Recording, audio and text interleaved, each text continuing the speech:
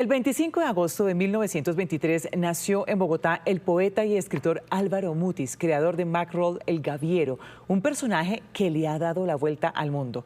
Mutis, ganador del premio Príncipe de Asturias y del premio Cervantes, considerado el Nobel de la Lengua Española, falleció en México, su segunda patria. Hoy, en el centenario de su nacimiento, rendimos tributo con un paseo por los paisajes del Tolima que lo inspiraron y por las letras que fluyeron de su imaginación.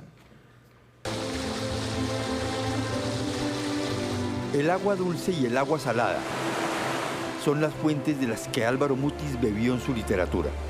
En las novelas es el mar, en la poesía es el río. El mismo río que lo sedujo en la adolescencia, cuenta su hijo Santiago Mutis, el río Coello. Él convierte su poesía en un río por el cual asciende hacia su fuente. Su fuente original, su raíz. Su raíz, que es su familia, su lengua. La Creciente, un poema juvenil, es una de las primeras marcas de agua dulce en su escritura. Todo llega a la tierra caliente, empujado por las aguas del río que sigue creciendo. La alegría de los carboneros, el humo de los alambiques, la canción de las tierras altas, la niebla, el vaho que despiden los bueyes, la plena, rosada y prometedora ubre de las vacas. Tenemos paisajes como tenemos amores. Hay paisajes que nos pertenecen. Yo he tenido la fortuna extraordinaria de haber conocido un maravilloso paisaje, el paisaje de la Tierra Caliente, el paisaje del Tolima, de la hacienda de mi madre y de mi abuelo. Ese paisaje me habita, me enriquece, me alimenta y da razón a mi vida. Nacido en Bogotá y criado en Bruselas, Álvaro Mutis conectó sus dos mundos por el mar. En esos viajes, nos cuenta el escritor Juan Esteban Constaín, nació Macrol el Gaviero. Ya de niño, en sus viajes desde Bélgica a Colombia, iba siempre en un transatlántico, de suerte que el mar fue para Mutis una obsesión y un territorio, valga decirlo así, en el que luego va a desembocar ese personaje desastrado y lúcido, ese héroe romántico, como lo llamó Octavio Paz, que es Macrol el Gaviero. Ahí está el agua salada de su prosa, en los ojos de los marineros que asoman en la última escala de Tram Steamer. Miraban distraídos hacia esa lejanía, más interior que externa, en la que se abstraen los hombres de mar para combatir toda posible nostalgia de los engañosos y efímeros recuerdos que dejan en tierra.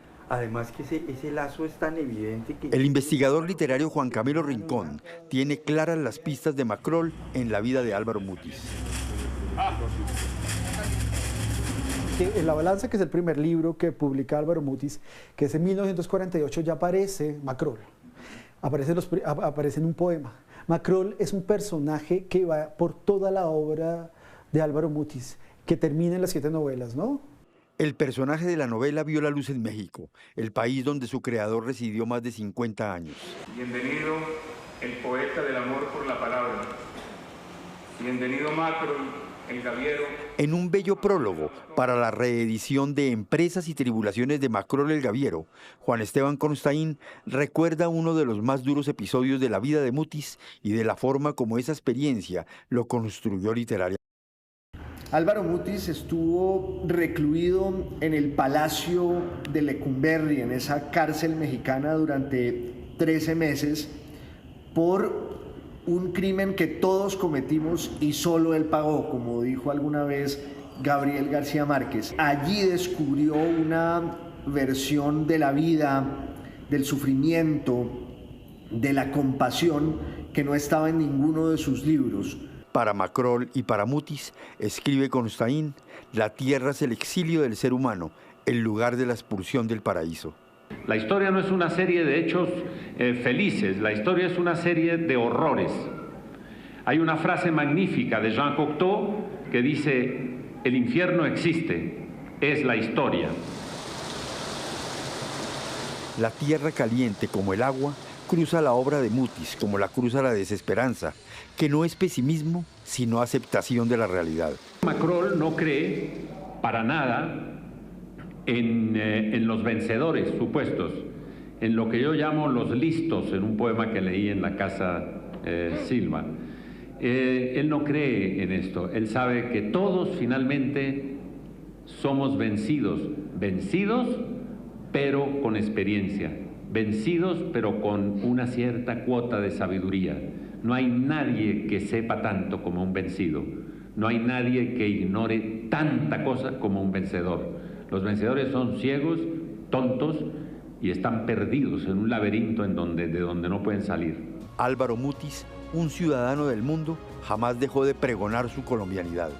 Todo lo que escribo está destinado a perpetuar, a celebrar, a recordar ese rincón de la tierra caliente en el Tolima, del que emana la sustancia misma de mis sueños, mis nostalgias, mis terrores y mis dichas. La casa que albergó esos sueños en Coello Cocora, un corregimiento de Ibagué, es hoy como la mansión de Araucaima, una de sus célebres novelas.